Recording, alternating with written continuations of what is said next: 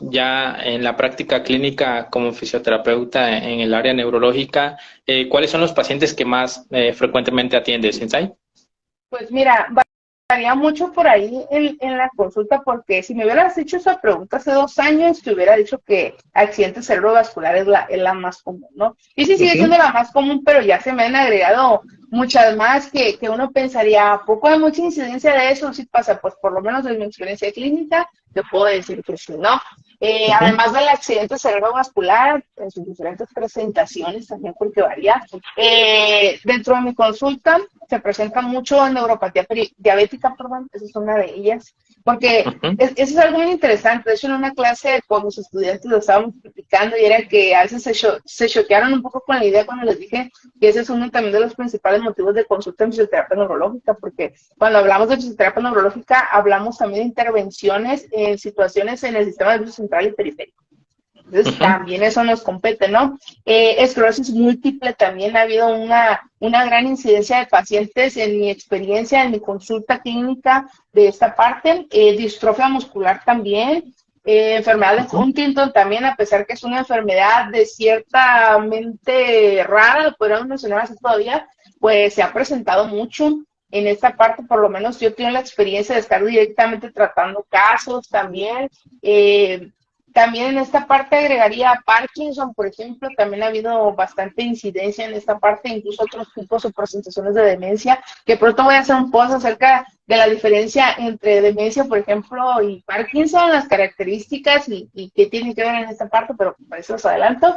Y agregaría también tumores cerebrales, han sido también principales formas de consulta, ¿no? En esta parte, igual lesiones medulares de bastantes tipos, pero esas son como que algunas de las más frecuentes, en especial, digamos que en mi consulta clínica dentro de mi experiencia laboral, no solo trabajé yo directamente aquí en Mazatlán, sino que a los inicios, cuando recién volví aquí a Sinaloa, pues ya ahora sí a trabajar en esta parte de mi servicio, pues también estuve en jornadas médicas y jornadas fisioterapéuticas llevando atención a pueblos y a lugares apartados, ¿no? Y me di cuenta de algo muy interesante, un patrón que se repetía, y era que en estos lugares apartados, estos ranchos por ahí escondidos, pues casualmente era donde más incidencia había de enfermedades que la literatura te decían que eran raras, improbables o que no había tanta incidencia. Por ejemplo, me tocó mucho en un rancho, lo recuerdo muy bien, de aquí del sur de Sinaloa, donde había muchísima distrofia muscular y de tipo de Duchenne y Baker,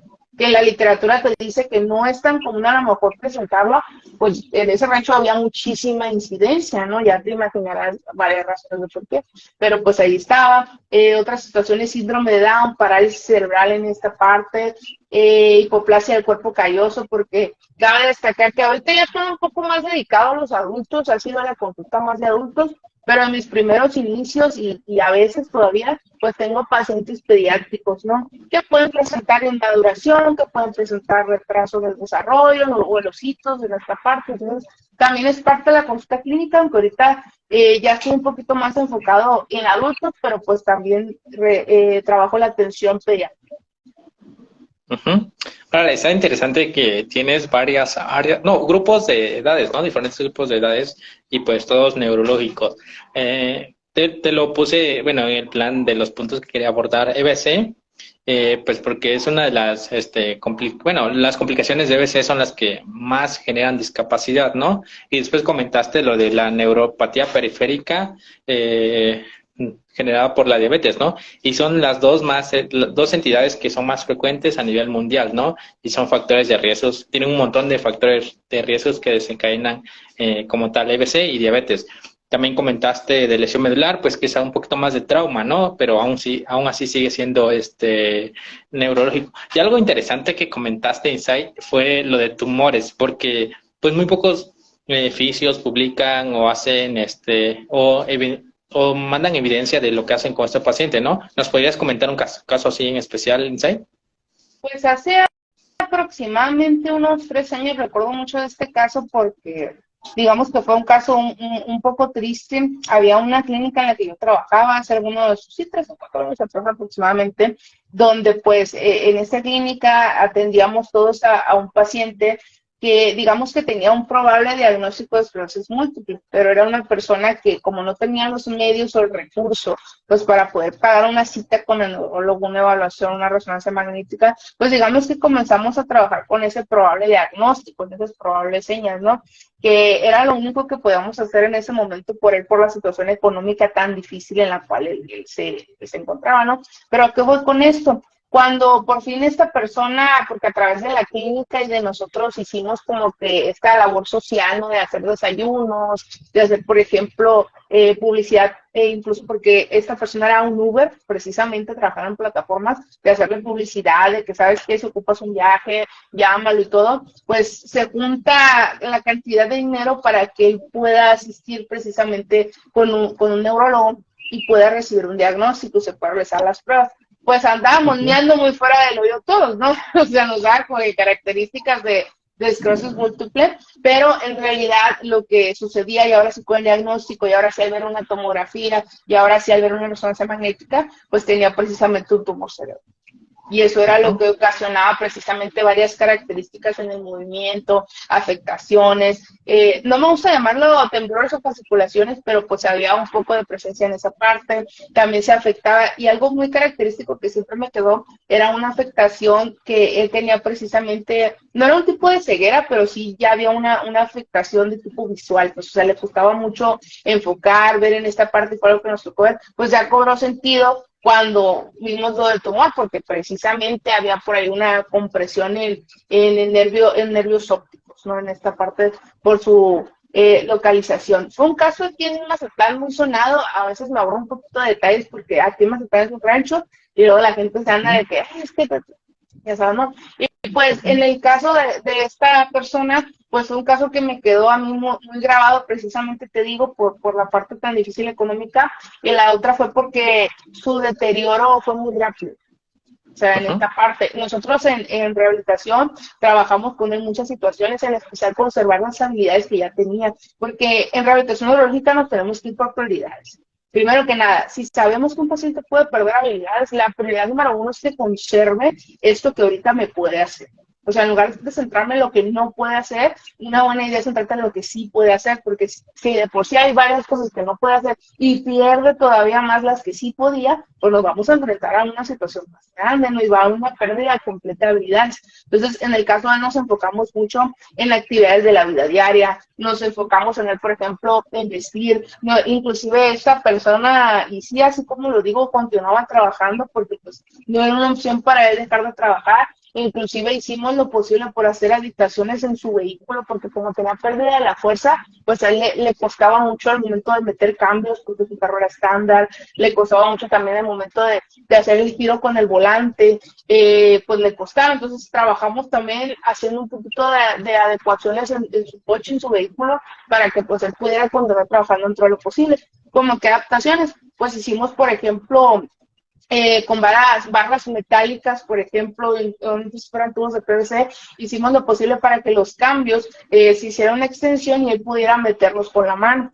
También hicimos lo posible para que en el volante le agregamos, no recuerdo cómo se llama, la verdad, es una rueda como que ponen en el volante que lo usan como que los camioneros, que sea más fácil agarrarlo y dar la vuelta, el nombre, pero usamos esta parte de adaptaciones, inclusive el espejo retrovisor mucho más grande y amplio para que fuera más fácil para él poder visualizar las cosas que había atrás. Entonces, pues sí, todo esto lo trabajamos porque parte importante que siempre he dicho, hablar de actividades de la vida diaria no nomás es hablar de si se viste, que se baña y eso. Mucha gente tiende a verlo como menos, pero es que son las cosas que hacemos diarios, o sea, se necesitan trabajar porque ahí radica la independencia del paciente y parte de su independencia es hacer lo posible para que las habilidades que trabajemos estén centradas en su trabajo, porque parte de lo que hacemos todos los días es trabajar y generar ingresos. No es una opción que el paciente se quede sin su trabajo, en especial en el caso de él, ¿no? Y pues sí fue un deterioro un poco rápido, pero pues también vimos el resultado del trabajo que hicimos una vez de las adaptaciones. Le permitimos que esa independencia se ampliara pues durante el mayor tiempo posible. Es interesante el caso que comentas, Insight, y justo hace una semana entré a un webinar y andaban checando eso de hacer una buena valoración y dar un diagnóstico, ¿no? Y ante todo lo que se complementa con el médico rehabilitador o el médico de cabecera, ¿no? Comentabas de que pues, este paciente no tenía un buen diagnóstico y pues además otro factor que influye también es el factor económico, ¿no? La solvencia que tienen los pacientes. Justo, es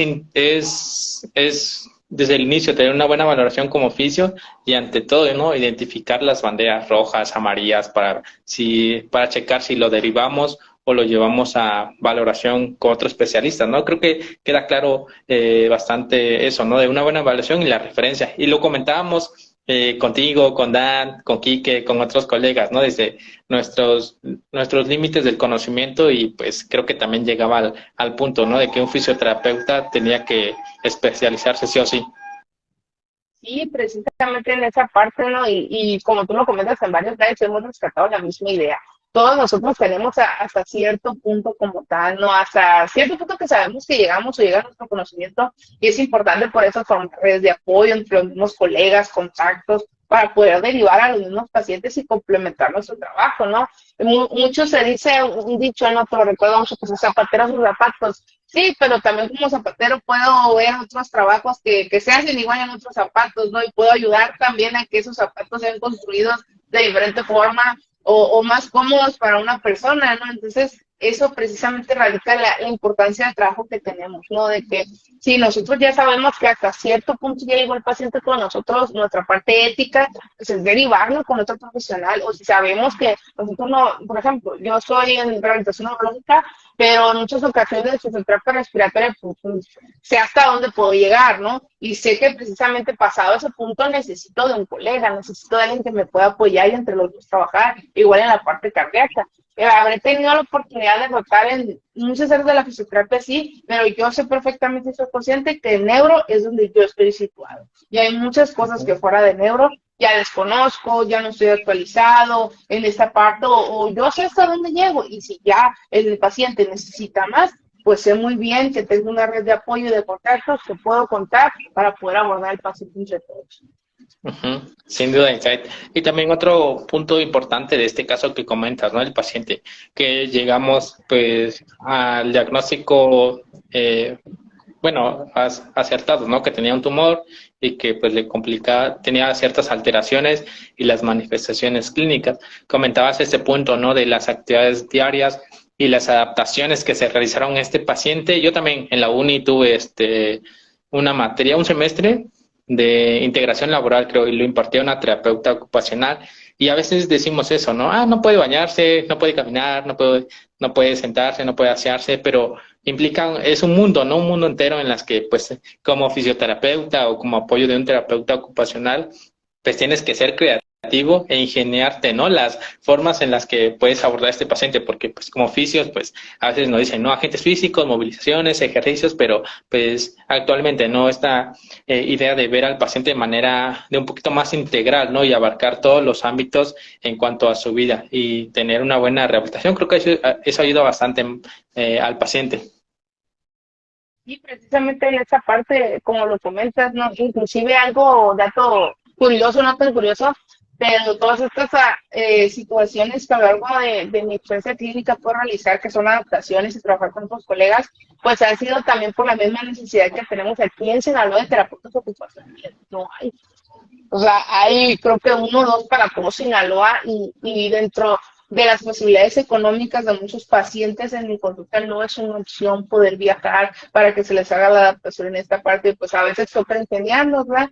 Porque pues hace falta más colegas en esa área, en especial en Mazatlán, bueno, Culiacán tampoco, el más cerquita está Mochis y Mochis está lejísimos de aquí de Mazatlán, que es otro municipio aquí de Sinaloa, pero pues está súper lejos, ¿no? Y pues te lo digo, nos toca a veces inclusive ingeniárnosla con las cosas que tenemos porque no es una opción no ayudar. O sea, no es una opción que el paciente pause su rehabilitación, no es una opción ni para él ni para nosotros que él se quede sin atención y pues a veces toca enseñártela de la manera en la que tú puedas y eso lo rescato mucho de toda mi formación. Algo que te puedo decir es que la carrera, las formaciones han hecho lo posible o me han cambiado mucho la mentalidad, la forma de pensar y es que hoy sé que en fisioterapia y en consulta es nuestro trabajo resolver las situaciones, no poner más trabas y no poner más problemas, sino está el contexto, está pasando esto, ¿qué puedo hacer desde mi área, desde mi perspectiva para poderlo ayudar? Porque no es una opción dar más problemas que soluciones.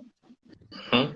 Sí, ante todo, ¿no? Eso te das cuenta ya en la práctica clínica como fisioterapeuta independiente o pues trabajar en una clínica, pues generar ese pensamiento crítico y evaluar la situación, ¿no? del paciente.